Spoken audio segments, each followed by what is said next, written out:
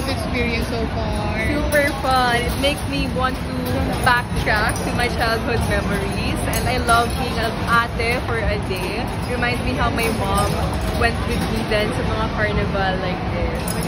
Calamba, Laguna. Yes.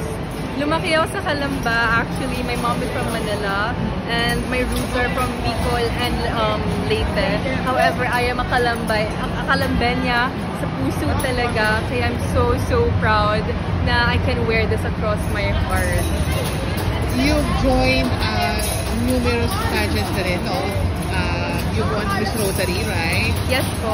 So, and yun ba yung first national pageant mo? Miss Rotary? This is my first national pageant with international crown. Yes po. Ayun. So, ano bang pwede namin abangan? Of course, mga pasabog ni Miss Calamba sa mga susunod pang araw here in Binibining Pilipinas. Of course, gusto ko i-share talaga yung story ko. I want to get to know me even more. In my previous pageants, I think I didn't have the chance to showcase my personality and my background story. So I'd love to share that with you. You're advocating PCOS? Yes, PCOS awareness, PCOS awareness, and also violence against women and children because it made me realize na lahat tayo, mula nung bata tayo, may naranasan talaga tayo na we didn't know that we had the right pala to fight for ourselves. And of course, the women, I want to let them know that they can survive any violence or abuse that they have suffered from.